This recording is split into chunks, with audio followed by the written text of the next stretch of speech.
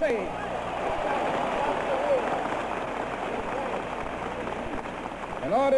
that we are determined, and in order to engage in a nonviolent protest to keep this issue before the conscience of the nation.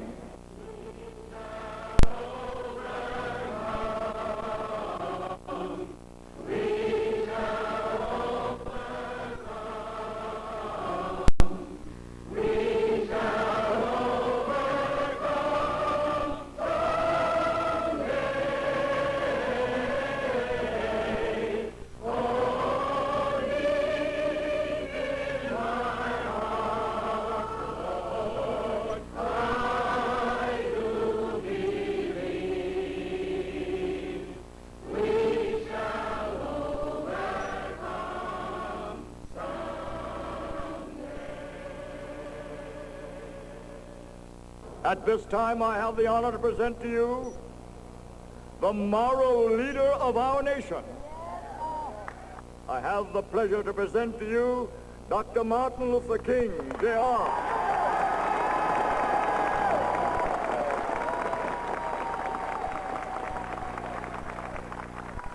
I am happy to join with you today in what will go down in history as the greatest demonstration for freedom in the history of our nation.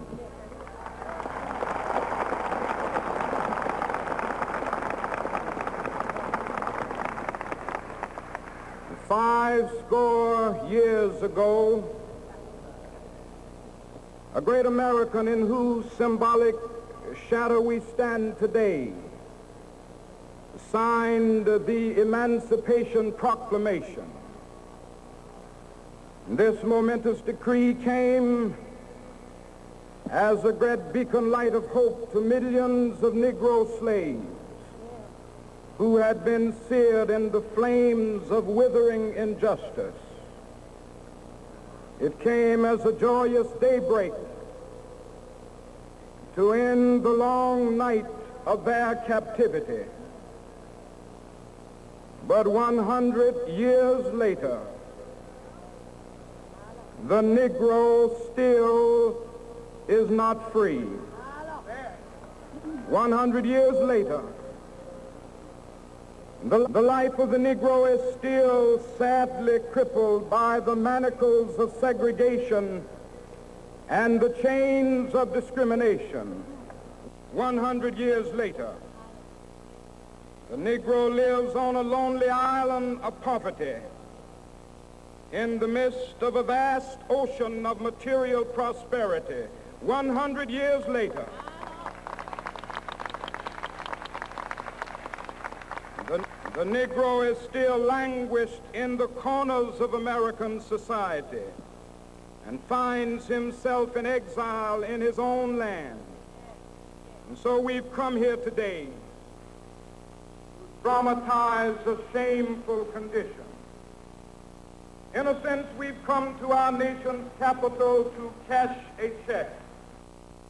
When the architects of our republic wrote the magnificent words of the Constitution and the Declaration of Independence, they were signing a promissory note to which every American was to fall heir. This note was a promise that all men, yes, black men as well as white men, would be guaranteed the unalienable rights of life, liberty, and the pursuit of happiness. It is obvious today that America has defaulted on this promissory note insofar as her citizens of color are concerned. Instead of honoring this sacred obligation, America has given the Negro people a bad check, a check which has come back marked insufficient funds.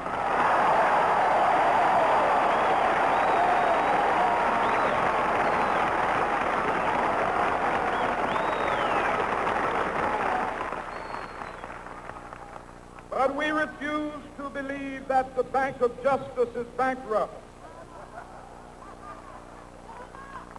We refuse to believe that there are insufficient funds in the great vaults of opportunity of this nation. So we've come to cash this check, a check that will give us upon demand the riches of freedom and the security of justice.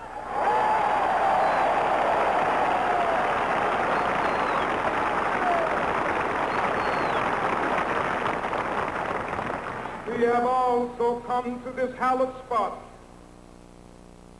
to remind America of the fierce urgency of now. This is no time to engage in the luxury of cooling off or to take the tranquilizing drug of gradualism.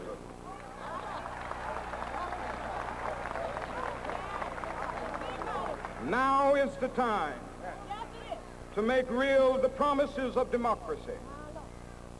Now is the time to rise from the dark and desolate valley of segregation to the sunlit path of racial justice. Now is the time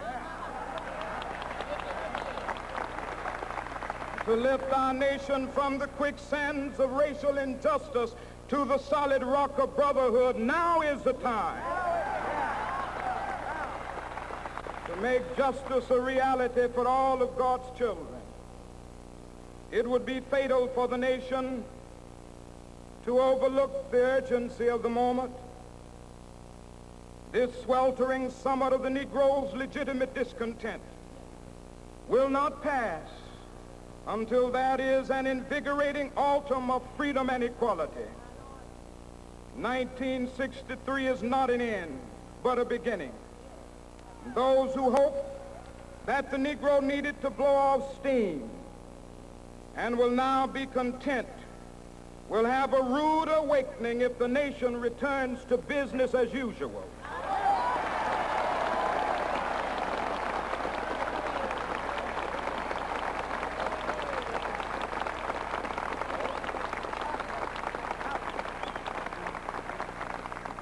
There will be neither rest nor tranquility in America until the Negro is granted his citizenship rights.